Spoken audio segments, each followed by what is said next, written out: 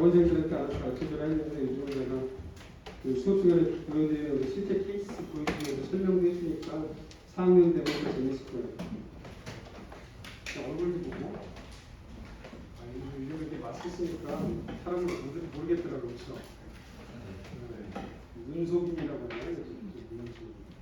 마스크 그게 싫은 이런 싫은 그런데 그렇죠? 잘 알고 있는 친한 사람도 마스크 쓰면 못 알아보는 게 많더라.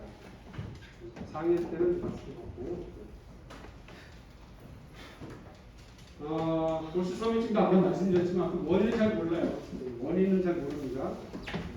연발성으로 이렇게 성인 보수부가 비정상적 증세하는 경우도 있고 세컨드리에게 오는 경우도 있고 그 다음에 이거 사진 보시면은 조직 사진인데 여기서 섬유가 어떤 걸까요? 섬유 조직? 여기서 그냥 딱 봤을 때 당연히 눈에 띄는 거 이거 핑크색 이건 같잖아요. 그렇죠? 근데 이게 뼈거든요. 뼈. 그러니까 보면 이게 뼈 조직이죠. 볼 조직이 있고 여기서 이제 섬유 조직이 뭐냐면 여기 페일 핑크 있죠 여기 페일 핑크 셀 별로 없고 여기 바닥에 막 깔려 있는 거 있잖아요. 요것이 다 뭐냐면 섬유 조직이에요. 이렇게 많으면 안 되는 거예요. 볼수 검사를 해야 알 수 있는데 요거를 진작할 수 있는 또 키포인트가 되는 이상혈구 형태가 있어요. 요거를 이따가 설명을 드릴게요. 이거 진짜 거의 천지두설급이다. 이거 모르는 수준이 많은 거는 이거 알려주기 아까운 건데 여러분들은 제대해야 되는 작업으로 알려주는 겁니다. 그런 게 뭐냐면은 보통 적혈과 이렇게 원형이잖아요, 그렇죠? 원형인데 만성의 비재생 잘 낫지 않는 빈혈 환자들에서 도말들을 만들어 보면은 여기 길쭉한 애들이 간단되어 있어요. 절대적인 건 아닌데, 그러니까 뭐냐면 마일로파이브로시스가 있으면 항상 이렇게 보이는 건 아니지만 거꾸로 이렇게 길쭉한 적혈구들이 좀 보인다 그러면은 얘네들은 보통 볼수에 섬유화가 있는 거예요. 섬유화가. 물론 이게 세컨데리하게 오는 경우도 있기 때문에 재생성이 있다 그러면 당연히 이제 뭐 IMH에 속발로 발생하는 거지만 재생도 안 되는데 이런 식으로 길쭉한 비재생 빈혈이 관찰됐다 그러면은 볼수 섬유증 가능성이 매우 높다 이렇게 생각하면 됩니다. 그리고 참고로 개에서는 고양이는 좀 그렇지만 개에서는 아자시오프린이라는 게 있습니다. 아자시오프린이라고 하는 게 이 면역기 약물이 있어요. 이거 쓰면 효과가 있더라. 거의 한 2줄 나와 있습니다. 2줄. 내과책에 보면 2줄 딱. 점점 이렇게 있으면 늘고 있어요. 여러분들이 이제 저한테 얘기 들었으니까 여러분들의 역할이 더 중요해서 그렇죠? 아재아를 맞지도 못하고 고생하는 개들을 살릴 미션이 여러분들한테 이제 주어지는 그 책임감. 아자씨의 부인이라고 하는 약물. 고양이한테는 이 약물을 쓰는 게 조심스럽습니다. 호중구 감소증 같은 거 골수독장애를 유발하기 때문에. 그러니까 또 케이스, 마침 또 케이스가 하나 있어요. 거기 때문에 드릴게요. 이거는 제가 이제 그 영상에다 설명을 해놨으니까 한번 보시고. 자, 이제 MDS라고 불렀습니다. MDS, 마일로 디스플라지아 신드롬. 플라지아인데 이상한 거죠. 사실 이 디스플라지아는 정상적으로도 낮은 빈도에서 발생을 해요. 특히 뭐 재생이 활발하잖아요. 그러면은 재생이 매우 활발한 경우에는 그 일부분은 디스플라지아가 발생을 해요. 어쩔 수가 없는 겁니다. 그런데 이게 만약에 디스플라지아가 병적으로 많이 생기는 경우도 그러면서 빈혈이 오거나 다른 혈구가 동발되는 경우를 MDS라고 합니다. MDS 어떤 경우는 이제 백혈병의 전 단계라고 보는 견해도 있기도 하고요. 그렇기도 하는데 이것은 이제 고양이에서는 FLB와 관련된 경우가 되게 많죠. 그다음 개에서는 약물. 근데 이 MDS는 주로 고양이와 관련된 경우가 많아요. 관련된 경우가 많다. 이거는 역시 대학원 관련이기 때문에 저희가 살짝 맡기기로. 자, 보통 이제 이렇게 핵이 전구세포 중에서 적혈구에서 이렇게 핵이 있는데 핵이 완전히 뭉쳐져가지고, 그렇죠? 완전히 뭉쳐져 있는 거 약간 피크노틱 됐다고 얘기하는데, 완전히 뭉쳐져 있는 경우는 뭐냐면 여기 이제 아까 발달 단계 중에서 이게 베타루비사이트 또는 NRBC예요. NRBC. 그 다음에 이제 사이토플라즘에 RNA도 남아있긴 하지만 헤모글로빈이 많이 들어가서 다른 적혈구하고 사실 연결성이 좀 비슷한데 여기서 이제 차이점은 뭐냐면 사실 크기가 거의 비슷해요. 정상 적혈구. 근데 뭐가 2배 이상이죠? 2배 이상이죠? 디스플라자예요. 디스플라자. 2배 이상이기 때문에 디스플라자.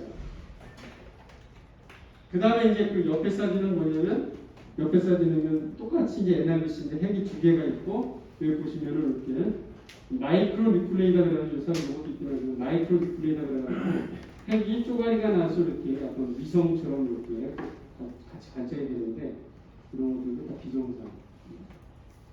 이런 디스플레이라고 말하자면 이게 나이트에서 이렇게 보이면 안 되거든요. 너무 볼수 안에서 이용성이 심해서 볼수에 흘러 넘친다 이렇게 생각하면 돼요.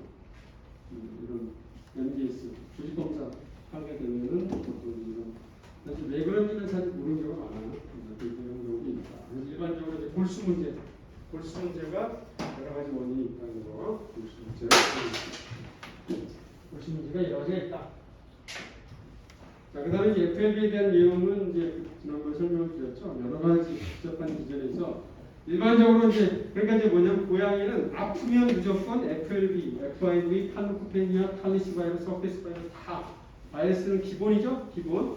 그리고 FLB는 되게 중요합니다. 특히 비전 있는 환자에서는 비전. FLB 환자에서 근데 대체로는 다 미재생입니다. 대체로 왜 골수를 타겟으로 하기 때문에. 그러나 이제 FLB 환자에서도 재생이 되는 경우가 있기는 해요. 나중에 얘기하는 거고. 여기서 이제 간단하게 좀 설명을 좀 드리면은 이게 좀 재밌는데 이 재생. 자, 이 재생인 걸 어떻게 하냐면 여기 보시면 정사적혈구 말하고 보랏빛을 띠는 혈구들이 보이죠? 보랏빛 혈구 그렇죠? 이거를 우리가 뭐라고 본다라? 폴리 염색 좀 지나게 보죠. 폴리크로마토필 이렇게 부르는 거죠. 그래서 농염적 혈구가 많이 보여요. 그러니까 재생이 된다는 걸 알 수가 있는데 여기서 재밌는 게 뭐냐면 여기 보세요. 몇 개의 적혈구하고 NRBC 같은 게 붙어 있잖아요, 그렇죠? 여기 지금 응집이에요, 응집. 여기도 응집이요, 여기도 응집. 근데 이 응집소에 뭐가 있냐면 정상 적혈뿐만 아니라 NRBC까지도 여기 갖다 붙어 있는 거예요. 거기 다른데 보면은 폴리크로마토필도 같이 붙어 있습니다. 이런 식으로. 그러니까 이런 걸 보면 이제 어떻게 생각할 수가 있냐면. 그러면 이게 분명히 면역작용이 NRBC하고 폴리크로마토필에도 면역작용이 있는 건데 그럼 아까 제가 크로닉 IMH라는 얘기 드렸잖아요. 그렇죠? 크로닉 IMH가 좀 미성숙한 단계, 특정 단계까지 면역작용이 있다고 했잖아요. 그렇죠? 그렇게 되면 보통 재생이 없거든. 근데 얘는 재생이 돼, 또 그 와중에. 그 와중에. 왜냐면 고양이니까. 고양이니까 이런 경우가 유효하죠.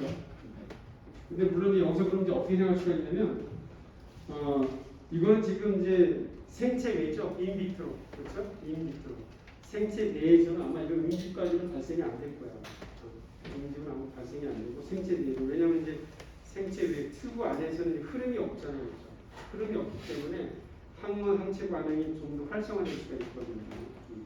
사실 우리 몸 안에서 이렇게 혈액순환이 원활하게 되는 게 되게 중요하거든요. 그 중요한 건 불필요한 면역 반응도 억제하는 게 있는 거예요.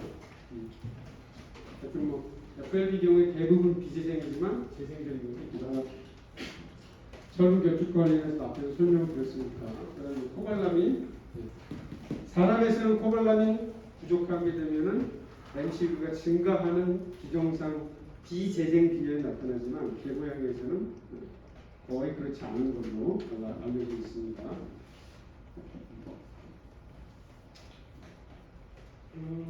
네, 이거는 다 같은 거. 그 다음에 이제 개에서 하나 알려진 게 뭐냐면 이 코발라민 사람에서는 비가 되게 중요한데 개에서는 흡수되는 위치가 좀 달라요. 흡수되는 위치가 달라서 보니까 선천성 휘전 흡수 결함이 자이언트 슈나우즈에서 발생하는 경우가 있다고 하더라고요. 슈나우즈 맞죠? 슈나우즈? 그렇죠? 근데 상당히 크죠? 자이언트 슈나우즈. 자이언트 슈나우즈에서 선천적으로 폐장에서 코발라민 결핍이 되는 경우가 있는 걸로 이렇게 드물게 보고되고 있습니다. 드물게. 근데 관련된 품종을 보니까 뭐 보더폴리, 자이언트 슈나우즈 기는데 여러분들 시험 공부할 때 어떻게 하시면 되냐면 사실 이런 거 관련된 케이스까지 보는 건 여러분들 너무 과하기 때문에 이런 질문 할 수 있겠죠. 코발라민 결핍 또는 IGS와 관련되어서 이제 언급되지 않는 품종은 뭐 이런 거 있죠.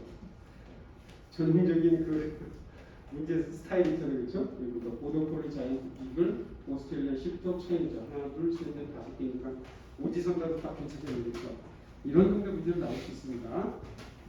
그리고 이제 그 뭐죠? 이전에 나왔던 시험지들 좀 보세요. 그렇죠? 가끔은 제가 그냥 그거 카피해가지고 이렇게 보기만 바꿔서 내는 경우도 있으니까 이것도 보시고 네. 요거는 이제 외국에서 포괄라면 결핍이 보도콜리에서 보고된 경우가 있었어요. 1.5세였는데 그래도 뭐 MC가 제대로 안 했어. MC가 16점이고 어떤 분이 논문에서 조사해봤는데 콘클루전 뭐냐면 포괄라면 폴리에시드 결핍이 있다고 해서 네크로시틱 어네미아가 있는 건 아니다. 결론을 내줬어요. 친절하네. 이것이 언제냐? 2018년이네요. 사실 수의 쪽의 모든 논문은 거의 제이빔으로도 통한다 보시면 됩니다.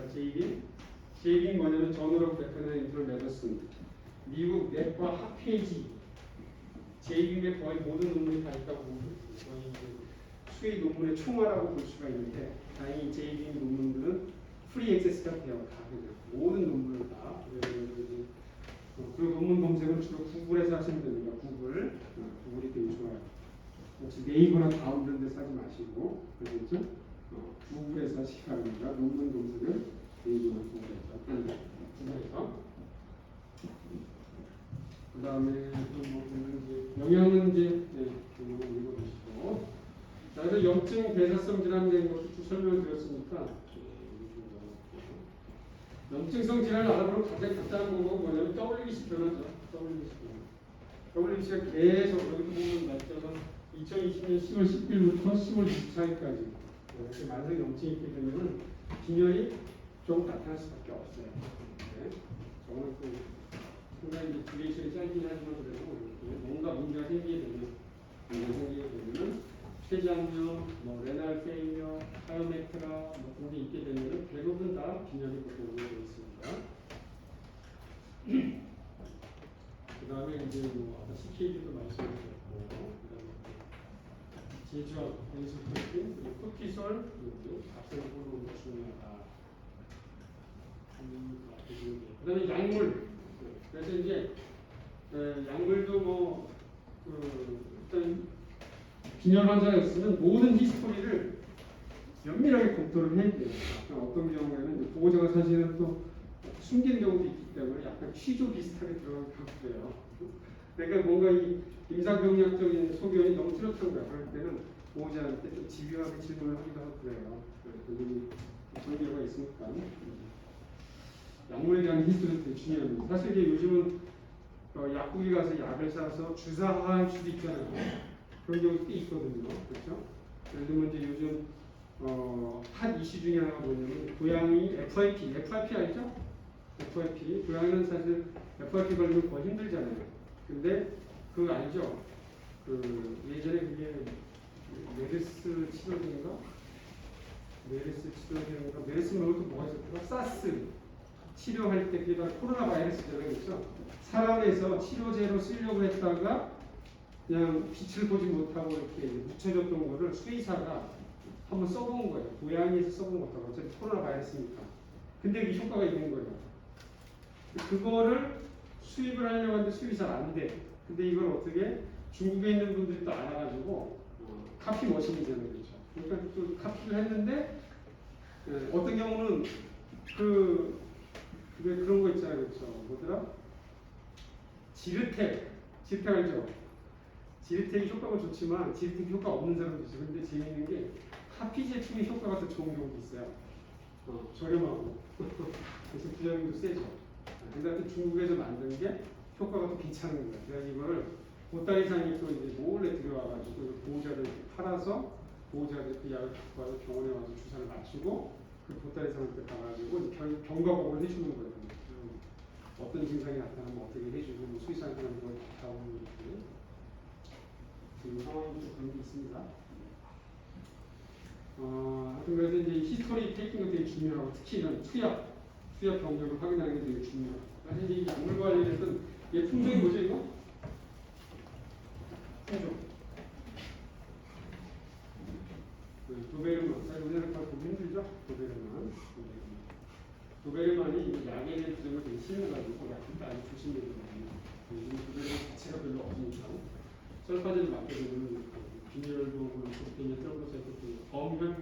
기분이 나쁘냐는 거예요. 근데 재미있는 거는 약을 끊으면 또 괜찮아요. 약물에 따라서 그냥 복잡이 있는 경우가 있을 수가 있어요. 약쓸 때 조심해야 됩니다. 예전에 뭐 고양이 같은 경우에 이런 경우도 있어요. 클로라페니크 어떤 원장님이 클로라페니크로 한 달간 투여했는데 내가 호중구 감소가 와가지고 겁나가지고 클로라페니크를 끊었는데 괜찮아졌다 뭐 이런 얘기 있고 약물에 따라서 문제가 되는 경우도 있고 이렇게 이제 학교 병원 같은 데서 이렇게 좀 실수해가지고 처방되지 말아야 되는 거 처방되는 경우도 있기도 하고 그래요. 고양이가 이제 호흡기 증상으로 내원해가지고 아토넬라 균이 양성으로 나와가지고 아지트로마이신이 처방이 됐는데 약제실에서 아자티오프린을 처방하는 거예요. 아까 제가 아자 수용 안 된다고 그랬죠. 고양이는 금기 칸타인디케이션인데 아자티치오같이 처방이 됐고 보호자가 또 아주 열심히 또 약을 잘 먹인 거예요. 그래가지고 이제 고양이가 막다 먹어가지고 와가지고 병원에 설명이 우리나라 케이스는 아니고 미국 케이스. 요즘 좀 이해가 안 가죠. 그렇죠? 어떻게 이런 실수를 할 수 있을까 싶죠. 그렇죠? 근데 이제 우리 때는 어떤 게 있었냐면 저도 기억나는데 병원 가는데 그때 이제 컴퓨터로 입력하는 게 아니니까 의사 선생님이 그 필기체로 휘갈겨 쓰거든요. 그러니까 아지스로프로마이신 그런 뭐냐면 한 요 정도만 쓰면 알 거란 말이에요. 선생님이. 그러면 이제 그 밑에서 오래 같이 코업을 했던 이제 선생님들은 안 해줘서 이거 아지스로마이신. 근데 봤을 때는 처음에 오면 모르잖아요. 이게 뭐야. 에이지 뭔 알겠는데 그렇죠. 그러니까 이제 이렇게 돼가지고 거죠. 옛날에는 이런 게 있었습니다. 요즘은 이제 컴퓨터로 입력하니까. 이것도 이제 한 번이 아니고 두 번. 그 다음에 이제 콜리 같은 경우는 이제 아자시오프린을 몇 개월간 이제 투여를 받았다. 이렇게 많이 안 되는데. 그래가지고 병원은 처음에는 IMH를 치료받았는데 나중에는 범혈 감소가 왔던 그런 환자들. 항상 히스토리 테이킹을 면밀하게 해봐야 되고. 그래서 이제 종합을 했습니다. 그러니까 이제 좀 빠르게 좀 스크린을 했던 이유가 뭐냐면 보통 이제 비재생성 빈혈의 경우는 개개의 엔터티에 대해서 우리가 자세하게 또 알아야 되는 것도 있지만 실질적으로 케이스가 어떻게 접근해야 되는가. 일단은 이제 이 카테고리를 이제 머릿속에 넣어두는 거예요. 항상 머릿속에 넣어두고 기본적인 검사는 다 하고 먼저는 재생이 안 된다는 걸 이제 체크를 해야 되겠죠. 그래서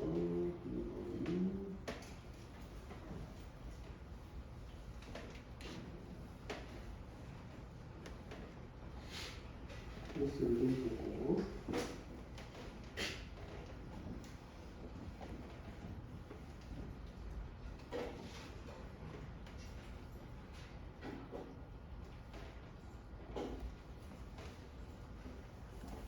근데 이제 저렇게 많은 카테고리 중에서 이제 접근하는 게 그렇게 뭐 생각보다 또 그렇게 어렵지만은 또 않아요. 임상적으로 하게 되면 또 글쎄 저는 이제 늘상 이런 것만 하니까 더 그럴 수 있긴 하겠지만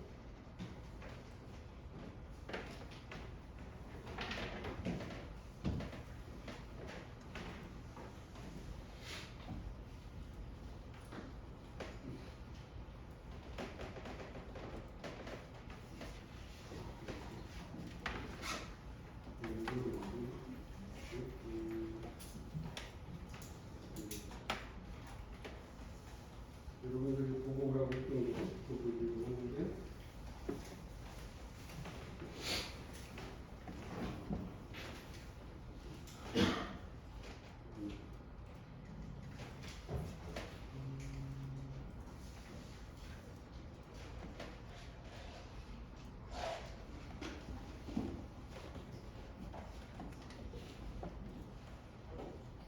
여기서 뭐 메뉴는 없어지지. 그렇죠?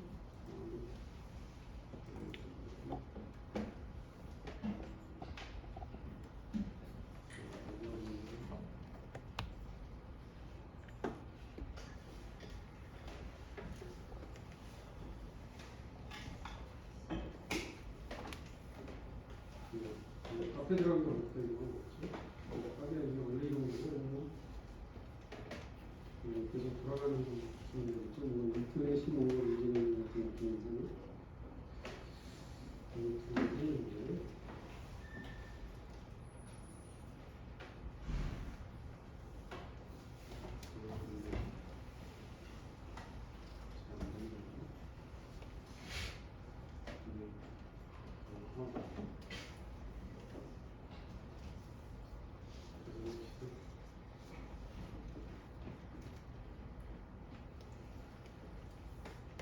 인터넷이 좀 문제가 있는 것 같죠?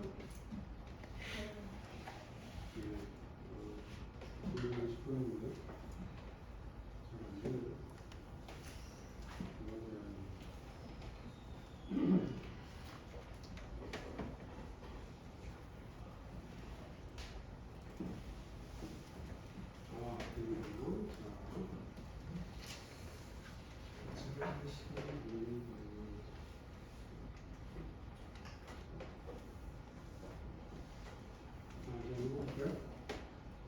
사실 지난 시간에 그 어떤 보호자가 이메일로 물어본 것도 기억나시죠? 그렇죠? 백혈병. 그래도 이제 비재생 균열인데 비재생 균열이면 사실 이 카테고리를 다 이제 머릿속에 염두를 해두는 거예요. 그런데 이제 중요한 건 뭐냐면 이제 루틴한 검사를 하는 거예요. 루틴한 검사. CBC를 하게 되면 도말표본을 보는 거고, 그 다음에 빈혈을 의뢰하게 되면 PCR도 기본적으로 의뢰하게 되고, 그 다음에 현장 키트, 교양용 바이러스 키트 이런 걸 다 하고, 그렇죠? 루틴한 검사를 하다 보면 또 쉽게 원인이 잡혀지는 이유가 있기 때문에 이 경우는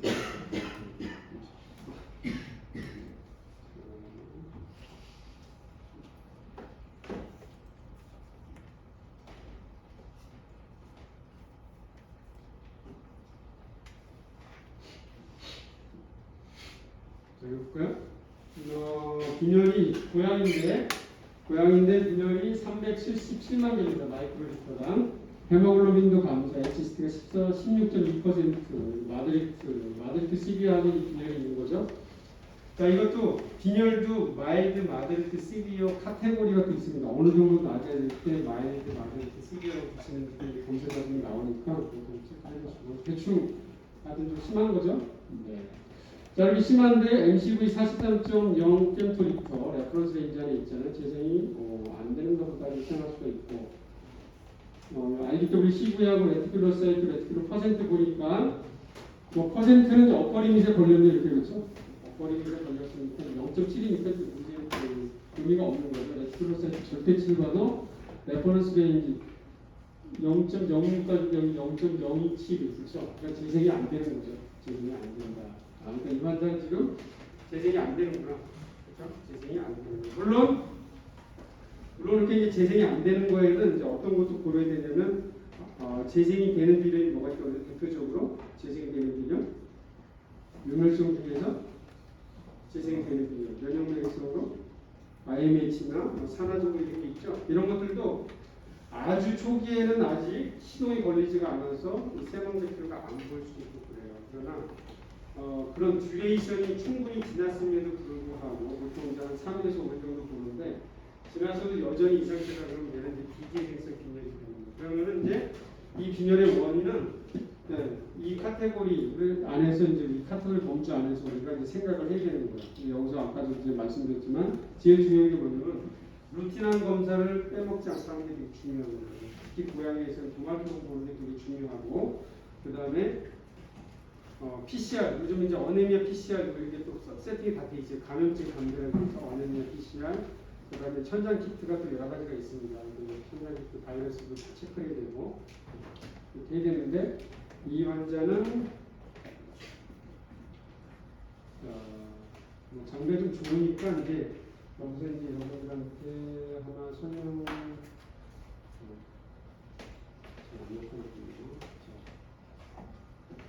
사실 이제 장비가 좋으면은 백혈병을 도말병 보지 않고도 우리가 좀 예측할 수 있는 경우가 있어요. 왜냐면 이 장비가 이제 시스맥스라는 장비인데 시스맥스 장비에서는 어떤 게 있냐면 이 디퍼렌셜이 이렇게 컬러풀하게 연륜 표시를 해가지고 표시가 되는데 여기 잘 보시면 여기 막대가 점이 하나, 둘, 셋, 넷, 다섯 개 이렇게 찍혀 있습니다.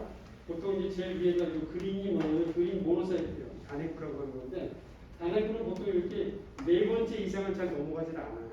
잘 넘어가질 않는데 이 장비에서 만약에 네 번째 이상으로 다섯 번째 구에까지 이렇게 그린 다트가 찍힌다 그러면 백혈병 가능성이 높은 거예요. 이런 경우.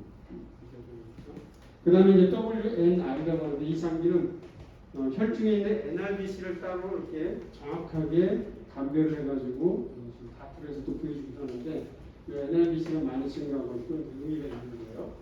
그러니까 사실 잘 안 보이지만 노란색 점이 찍혀 있는데 노란색 점이 뭐냐면 사실 내셔필인데 베조필은 개와 고양이에서는 사실 거의 잘 안 보이거든요. 이것들이 베조필이 실제 증가한 건 아니고 보통 백혈병 있는 환자 중에서 이렇게 오류값으로 갑자기 많이 생겨요. 이런 패턴이 있기 때문에 스크린할 때는 보통 이 그래프만 봐도 아, 이게 백혈병이었구나 이렇게 생각을 할 수가 있습니다. 자, 그런데 이제 여기서 이제 재밌는 건 뭐냐면 WBC가 몇 개예요? 그러니까 WBC가 몇 개요? WBC 9,200개. 그렇죠? 9,200개밖에 없어요. WBC가 9,200개밖에 없으니까 아까 그 PPT에서 백혈병 환자 보니까 WBC가 뭐 13만도 있었고 뭐 30만도 있었고 그러잖아요. 그렇죠? 그런데 얘는 지금 9,200개 이렇게 보면은 넘어갈 수도 있거든요. WBC 백혈병인데 9,200개 말이 안 되는데. 그렇죠? 혈식반응은 좀 감소가 많고 이렇게 넘어갈 수 있는데 아까도 얘기했지만 사실 백혈병인 경우에 다양한데 결론적으로 말씀드리면 백혈병을 진정할 때 백혈병을 우리가 이제 생각하는 거는 WBC 값이 일반적으로 10만 개 이상 증가했다 그러면 당연히 백혈병 가능성이 되게 높죠. 그렇죠? 그런데 실제 이제 백혈병 환자에서 보면은 10만 개가 아니고 모든 WBC 값을 다 나타낼 수가 있어요. 백혈병 환자는. 그래서 백혈구 값이 정상인 경우도 있고 감소인 경우도 있고 얼마든지 있어요. 그러니까 이제 항상 어떻게 되냐면 수치는 이제 참고만 하는 거고 도말표로 그런 게 사실 되게 중요해요. 도말표에서 백혈병 세포로 의심할 만한 세포가 있는가 없는가 이런 걸 보는 건데 이런 데는 도말표를 보면은 아직은 우리가 백혈병 얘기를 안 하는 단계라 조금 그러나 이제 여기 엽이 여러 개가 있는 게 이게 호중구입니다. 호중구. 개와 고양이는 이 호중구가 주된 백혈구, 주된 백혈구 아시겠죠? 주된 백혈구. 그다음에 이제 이 호중구보다 조금 작은 림프구들이 있습니다. 림프구. 호중구보다 작은 원형이에요, 원형이에요. 호중구보다 크기가 작아요. 그런데 이제 림프구 모양을 닮았는데 호중구보다 큰 이런 림프 모양의 세포들이 보인다 그러면은 이런 경우는 거의 대부분의 경우는 백혈병을 생각합니다. 그리고 이런 경우는 급성 백혈병을 생각하는데 이 환자는 급성 백혈병인데 백혈병인데도 불구하고 WBC가 9,200개밖에 안 돼요. 이 환자가 이제 비재생 빈혈이니까 이제 당연히 마음 준비를 하고 여러 가지 가능성을 염두를 해두죠, 그렇죠? 염두를 해두지만 루틴한 검사를 해보면 이렇게 쉽게 원인이 찾아지는 경우가 있다 이런 얘기죠. 물론 이제 이런 세포를 알아보는 거는 또 숙련과 기술이 또 필요하긴 하겠죠. 그렇죠? 그래서 이제 내비가 의뢰하기도 하는 건데 좀 더 보면은 백혈병의 종류가 되게 많은데 이런 모양의 백혈병은 이제 어떻게 보면 이런 게 이제 누구리 블라스타, 그러니까 적혈구에서 가장 기성스러운 세포 중에 하나죠. 누구리 블라스타. 고양이가 오히려 이렇게 백혈병들이 좀 꽤 빈도가 있는 편입니다. 근데 이제 이 환자에서도 재밌는 건 뭐냐면 빈혈이 있으면 그 PCR로 빈혈 PCR이 있거든요. 감염체 감별하기 위한 건데 PCR 해보니까 여기 마이코플라즈마 헤모펠리스가 약하게 양성이 됐어요. 보통은 이제 뭐 바이러스 감염이나 종양이나 그런 면역이 떨어지기 때문에 이런 환자들에서 이렇게 코 인펙션이 있는 경우가 있어요. 콩커런트하게. 그래서 다시 도말적으로 보니까 사실 뭔가 있어요. 이거는 이제 쉽지는 않은 건데 여기 보니까 이제 배경에도 그렇고 뭔가 점 같은 게 보이잖아요, 그렇죠? 점 같은 거. 근데 가만 보면 체크 표시한 거 보세요. 여기 에피파라사이트라고 그랬죠? 마이코플라즈마가 에피파라사이트. 각도에 따라서 딱 눈에 띄게 관찰되는 경우가 있거든요. 마이코플라즈마 감염이 세컨드리하게 있구나. 그래서 그냥 다행히 이런 환자는 루틴한 검사를 통해서 쉽게 비재생 빈혈의 원인이 찾아진 경우. 자, 이런 케이스도 있었고, 그 다음에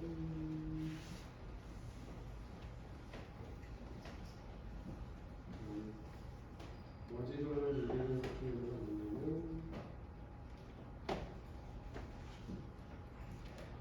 CT. 일산에 가면은 호수공원 근처에 CT라고 합니다. CT 동물병원. CT 동물병원. 자, 이거 한번 볼까요?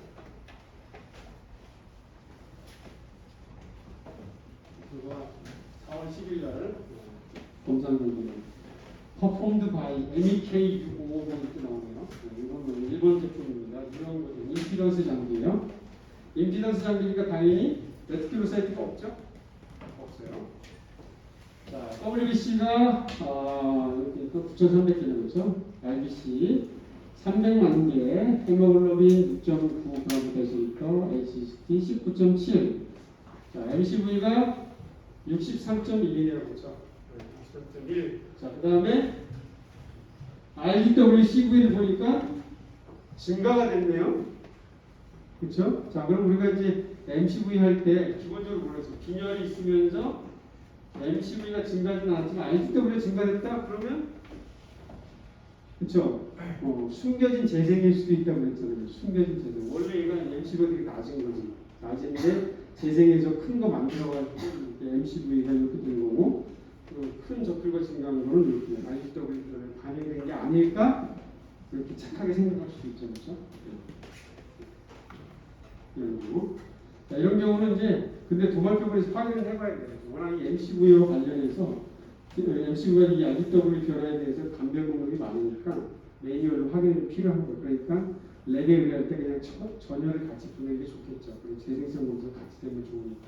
이 환자는 재생이 안 돼요. 재생이 안 돼요.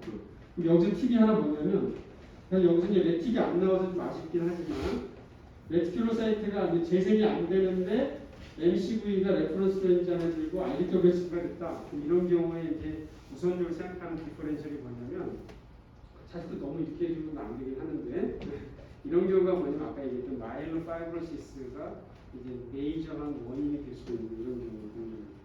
재미있는 게 이 마일로파이브로시스가 있는 경우에는 RGW가 증가가 돼요. 근데 왜 증가하냐? 이런 경우에는 크기가 작은 적혈구, 크기가 큰 적혈구가 동시에 만들어져요. 기전을 잘 모르는데 우리가 관찰해보면 그런 소견도 있고, 아까 얘기했던 어떤 형태의 적혈구더라? 아까 오발로사이트, 그렇죠? 나눈 모양 또는 그 타원 모양의 적혈구. 역시 도말뼈를 한번 볼까요? 도말뼈를 보면은 좀 보세요. 도말뼈는 일단 이제 눈에 띄는 게 뭐냐면 눈에 띄는 게 RGW가 증가가 됐죠. 그러면은 적혈구의 크기가 다양하다. 그렇죠? 딱 첫 느낌이 그러죠? 첫 느낌이 크고 작은 게 많네. 그렇죠? 그리고 가만히 보니까 어때요? 가만히 보니까 이런 식으로 길쭉한 적혈구들이 눈에 심심치 않게 띄어요. 그렇죠? 그렇죠? 거의 뭐 라마의 적혈구 같은 라마가 이렇게 보이죠? 적혈구가 중심청백도 없는. 이런 식으로 길쭉한 적혈구들이 많이 관찰이 됩니다. 그러면 이제 얘는 골수 섬유 쪽에 있다는 이제 인디케이션이 되는 거예요. 되고, 그럼 이제 확진은 어떻게 되느냐? 이거는 조직 검사를 해야 됩니다. 조직 검사를 해야 되면 아까 조직 사진 보여드렸죠? 비정상적인 섬유세포 증식을 볼 수가 있고, 근데 이제 보통 이게 또 세컨데리한 경우가 많이 있거든요. 그 세컨데리한 경우의 주된 원인이 뭐냐면 그 아까 PRC 얘기해드렸고 크로닉 IMHA 얘기해드렸죠. 크로닉 IMHA인 경우가 많아요. 크로닉 IMHA 그러니까 뭐냐면 미성숙한 적혈구 세포에까지도 면역작용이 있는 그거에서 속발로 발생했을 가능성도 있기도 하고 이런 환자들에서 주로 이제 그나마 우리가 해볼 수 있는 치료가 뭐냐면 면역 억제 치료를 해보는 거예요. 면역 억제 치료. 면역 억제 치료를 하고 그 다음에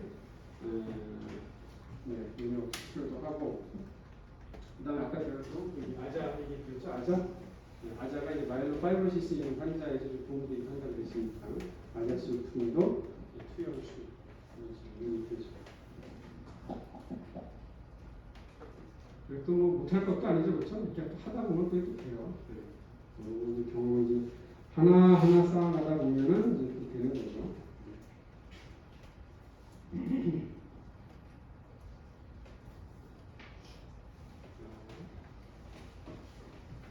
조금만 더 얘기하고 이제 끝내도록 하겠습니다. 자, 빈혈. 그래서 이제 이 비재생 빈혈은 그냥 또 케이스에 대한 부분이 좀 어려운 게 있으니까 어떤 원인들이 있다는 거, 관련된 품종 이런 것들을 좀 정리해 주시고 시험 공부하시면 되겠습니다. 시험은 이렇게 비재생 빈혈에 대해서 너무 어렵지 않습니까? 다음에 이제 폴리사이테미아가 해서 적혈구 증가증입니다. 지금까지 적혈구 감소하는 걸 얘기했는데 적혈구가 증가하는 경우, 적혈구 증가증이라고도 하고 적혈구 증가증이라고도 하고 그래요. 적혈구 증가하는 경우. 적혈구가 증가하는 경우는 크게 절대적인 경우가 있고 상대적인 경우가 있습니다. 실제 증가하는 경우도 있고 상대적으로 얘기는 뭐냐면 RBC가 단위가 어떻게 되냐면 단위가 퍼 마이크로리터잖아요. 그렇죠? 퍼 마이크로리터니까 이건 뭐예요? 퍼 마이크로리터는 농도잖아요. 농도. 그렇죠? 농도이기 때문에 어떤 환자가 이제 RBC가 증가하는 경우가 있을 수 있는데 어떻게 증가할 수가 있냐면 이 농도가 그냥 더 짙어져서 증가할 수도 있는 거잖아요. 그렇죠? 대표적인 경우가 뭐냐면 탈수가 있는 경우. 구토설사가 있는 환자들이라면 얼마든지 이렇게 될 수가 있습니다. 이런 환자들 농도가 짙어지니까 이제 시야를 해보면은 이게 굵직하죠. 물석근 아주 심한 경우에 약간 케찹 같은 느낌도 나기도 하고 이렇게 굵직해요. 잘 시야도 잘 안 되고 상대적인 경우. 그래서 이제 보통 이제 PCB가 내가 증가했다 그러면은 지금 이제 체크하는 게 뭐냐면 임상 소견을 보는 거예요. 임상 소견이 얘가 탈수와 관련된 증상이 있는 몸에서 수분이 많이 빠져나간 사인이 있는가 이런 걸 먼저 보는 거죠. 이런 것이 중요하다. 보통 이렇게 걸쭉해진 상태를 뭐라고 하면 하이퍼 비스코시티 신드롬이라고 해요. 과점도 증후군. 과점도 증후군이니까 적혈과 많은 그냥 생각해 봤을 때 적혈과 많은 도움이 될 것 같아요. 그렇죠? 그러나 혈관 안에서 흐름이 원활하게 되려면 적정수가 있어야지. 너무 많으면 힘든 거죠. 체열이 잘 안 될 정도로 굵직하다 그러면 혈액순환이 잘 안 돼요. 그러면 힘듭니다. 보통 이렇게 이제 상대적인 경우는 탈수와 관련된 경우가 많으니까 보통 이제 수액 처치하면 또 괜찮아요. 수액 처치하게 되면 보통 하루 이틀 지나면은 증상 완화되면서 괜찮아집니다. 예를 들면 이런 응급 상황. 구토설사, 혈변 뭐 이런 사인이 있었는데 응급을 내보냈는데 HC가 60%가 되면 얘는 일단은 폴리사이테미아 상대적인 거구나. 탈수 때문에 생긴 거겠네. 이런 식으로 접근을 하면 되는 거죠.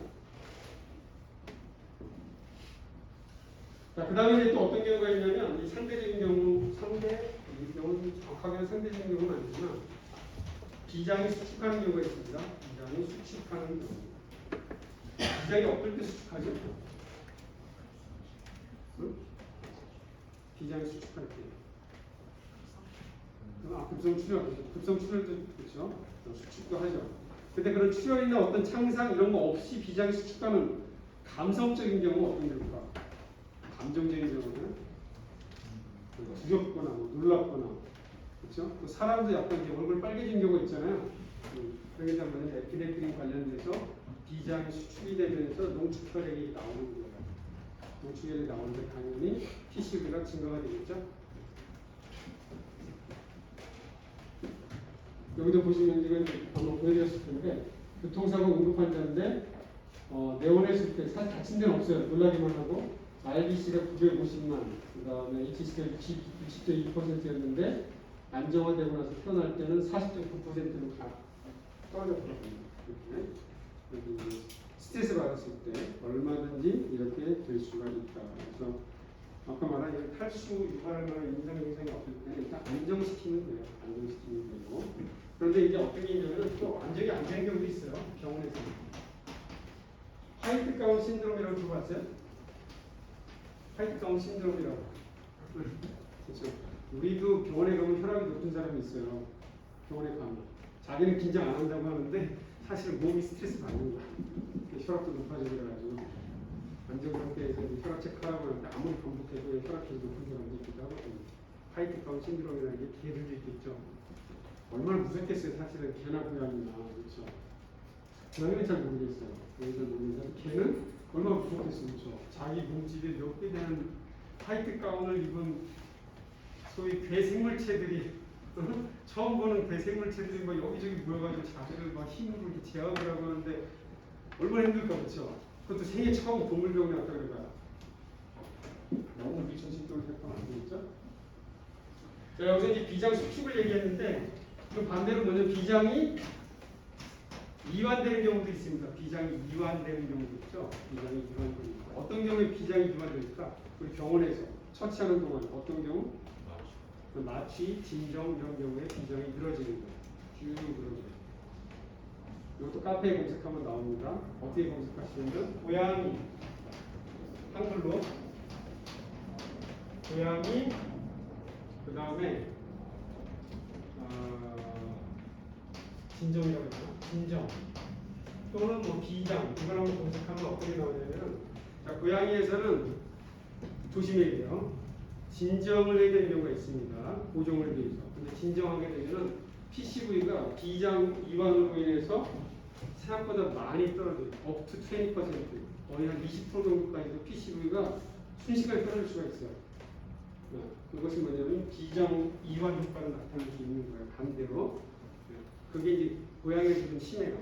개보다는 고양이 좀 심하기 때문에 그런 경우가 있습니다. 얼마 전에도 저희 청담동에 있는 VIP 동물 의료센터에 고양이 혈액이 이제 의뢰가 왔는데 PCV가 어떤 처치 전후로 갑자기 훅 떨어진 거예요. 그냥 한 20%까지 떨어졌어요. 22%인가?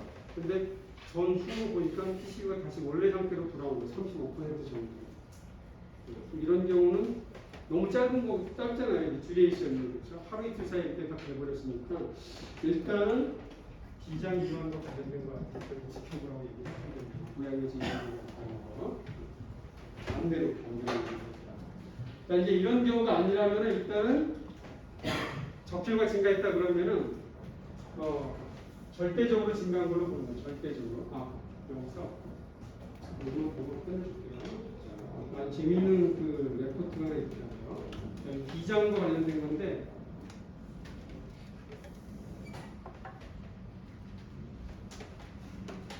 이런 게 있더라고요. 노이즈 포비아 인듀스드 하이 콜리사테미아 건대에서 이제 레포트하는 거죠. 노이즈 포비아 내가 이제 교통사고 앓고 나서 그 소리에 대해서 아주 민감한 반응을 하는 개가 있었던 거예요. 그래서 나중에 이제 히스토리 테이킹을 하면서 알았겠죠. 그렇죠? 얘가 이제 내원했을 때 PCV가 레드 블러드 셀 882만 개, 헤모글로빈 6는 콜리사테미아, 헤마토크리트 59.07% 많이 나긴 한데 제가 이제 지속적으로 얘가 이제 또 병원에 오면 또 소리가 많이 들리잖아요. 여러 가지 소리가. 저희가 계속 PCV가 높으니까 왜 이렇게 높은가 봤더니 안정 상태에서는 괜찮은데 이렇게 노이즈가 있는 것을 되게 상당히 예민하게 반응하는 걸 알아가지고 노이즈를 이제 비장 관련해서 보여주는 거. 자, 나머지 절대적인 거는 나중에 하겠습니다. 나중에 좀 다음인데, 그렇죠? 다음 주 10월 보면 좋긴 하지. 오늘 하겠습니다.